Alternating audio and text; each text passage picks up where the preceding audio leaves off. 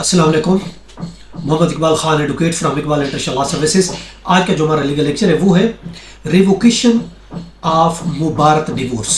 मुबारत divorce हो गई है जिसको म्यूचुअल डिवोर्स का नाम दिया गया है, यानी म्यूचुअल डिवोर्स अगर हो जाती है तो किस तरीके से म्यूचुअल डिवोर्स को रिवोक कर सकते हैं, क्या तरीकेकार है, क्या म्यूचुअल डिवोर्स रिवोक हो सकती है, ये आज का हमारा लीगल लेक्चर है। देखिए, मुबारत या म्यूचुअल डिवोर्स जो कि एक्स्ट्रा जुडिशियल सूरत में होती है, यानी एक्स्ट्रा जुडिशियल से मुराद with filing a case in the court of law. Judicial court में केस फाइल होने से पहले उससे अलग सेपरेट तौर पर ये डिवोर्स होती है दोनों पार्टी की बहमी रजामंदी से, और जो कि मुसलमान मर्द और औरत पर लागू होती है। देखिए, क्रिश्चियन में नहीं होती म्यूचुअल डिवोर्स और हिंदू में भी नहीं होती, ये सिर्फ मुसलमानों पर लागू होती है। मुसलमान जो अगर दो हस्बैंड एंड वाइफ है वो अगर म्यूचुअली डिवोर्स करना चाहते हैं, अरबी में मुबारक डिवोर्स कहा जाता है, तो वो किस तरीके से वो डिवोर्स कर सकते हैं। जैसे ऐसी तलाक का अगर हम देखते हैं कोई ख़ास तरीक़ेकार या कोई ख़ास फॉर्म, उसका कोई प्रोफार्मा तो मौजूद नहीं है,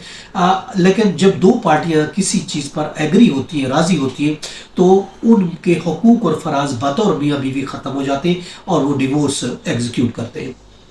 ऐसी तलाक का इनकाद जो है वो बीवी भी कर सकती है, शोहर भी कर सकता है, यानी इनिशिएट किसी की तरफ से भी हो सकता है, ज़रूरी नहीं हस्बैंड की तरफ से, बीवी की तरफ से भी इनिशिएट हो सकता है, लेकिन उसमें इजाब व कबूल होता है, दोनों की रजामंदी होती है, उसमें टर्म एंड कंडीशन होती है और इससे शादी की तरख़ीस मुकम्मल हो जाती है। और याद रखें, ऐसे डिवोर्स जो होते हैं वो इररिवोकेबल होती है। अमीर अली की मोहम्मद के मुताबिक बहमी रजामंदी की तलाक जो है उसको म्यूचुअल डिवोर्स या मुबारक डिवोर्स कहते हैं। और DF मुल्ला की जो मोहम्मद का है उसका सेक्शन 319 का सब सेक्शन 3 है, उसमें उसका तरीक़ेकार दिया गया है मुबारक या म्यूचुअल डिवोर्स का, जिसमें एक ऑफर देता है और दूसरा उसको एक्सेप्ट करता है, यानी ऑफर और एक्सेप्टेंस होना दोनों की ज़रूरी है। और जब ऑफर और एक्सेप्टेंस हो जाएगी तो तलाक मुकम्मल हो जाती है। और ये तलाक याद रखें, ये तलाक बैन होती है। बैन से मुराद इररिवोकेबल होती है, उस पर ये इसको वापस नहीं लिया जा सकता। यानी इसमें आप ये कहें कि हम रिकन्सिलेशन करना चाहते हैं, दोनों पार्टियों ने तलाक कर ली, अब तलाक करने के बाद कहते हैं नहीं जी, हमने म्यूचुअल से रजामंदी से की थी, लेकिन अब हम ऐसा करते हैं, इसमें सुलह करना चाहते हैं। देखिए, कानून में ऐसा कुछ भी नहीं है। देखिए, अगर आपने म्यूचुअली तौर पर डिवोर्स हो गए, म्यूचुअल तौर पर आपने तलाक कर दी, तो याद रखें आप दोबारा इसको वो नहीं कर सकते, इसमें दोबारा आप रिकनसाइल नहीं कर सकते, आप इसको दोबारा से सुलह सफाई करके ख़त्म नहीं कर सकते। कोई भी पार्टी, चाहे हस्बैंड हो या वाइफ हो, इस डिवोर्स को वो ख़त्म नहीं कर सकता, उसके पास ख़त्म होने का कोई सवाल ही पैदा नहीं होता। सिंध हाई कोर्ट ने रोहिला वर्सेस नीलोफर के केस में, जो कि रिपोर्टेड है 2014 WLR पेज 2315 है, उसमें करार ये दिया है कि जो म्यूचुअल डिवोर्स होती है वो बिल्कुल इररिवोकेबल होती है, तलाक़ बैन होती है, उसी वक्त इफेक्टिव हो जाती है और ये वापस नहीं ली जा सकती। इसी तरह ये तलाक जो है जो होती है वो एक रिपोर्टेड केस है 2006 CLC पेज 1525 है, जो कि जरीना बेगम वर्सेस मेजर अजीज़ का ये रिपोर्टेड केस है। इसमें कोर्ट ने ये कहा है कि ये तलाक जो होती है इर्रिस्पेक्टिव ऑफ इद्दत ये मुकम्मल होती है और ना काबिल तनख़ीस होती है। ये इद्दत एक सेपरेट चीज़ है, वो इद्दत के बगैर, इद्दत को छोड़ के, इद्दत एक अलहदा चीज़ है, लेकिन इर्रिस्पेक्टिव ऑफ इद्दत ये इररिवोकेबल होती है और तलाक़ बैन होती है और ना काबिल तनख़ीस होती है, उसको तनख़ीस नहीं किया जा सकता, मनसूख इसको नहीं किया जा सकता। इसी तरीके से दूसरा रिपोर्ट का 2002 MLD पेज 778, जो कि Amreen Shah versus chairman UC का ये रिपोर्टेड केस है।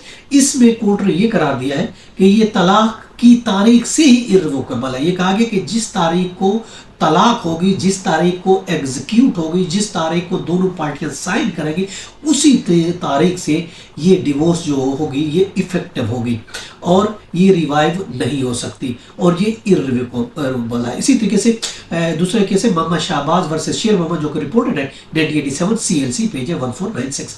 इसमें यह करा दिया गया कि मुबारक डिवोर्स जो होती है कि ये इररिवोकेबल होती है, ये नाकाबिल तनख़ीस होती है, ये इसको मनसूख नहीं किया जा सकता। और इसमें मुस्लिम फैमिली लॉ का जो सेक्शन है 7 का इतलाक नहीं होता। इसमें ये कहा गया इसमें सेक्शन 7 का इतलाक नहीं होता। जबकि दूसरा जो एक रिपोर्टेड केस है जो कि 2004 MLD पेज 173 है, जो कि शमशाद माई वर्सेस चेयरमैन UC का रिपोर्टेड केस है।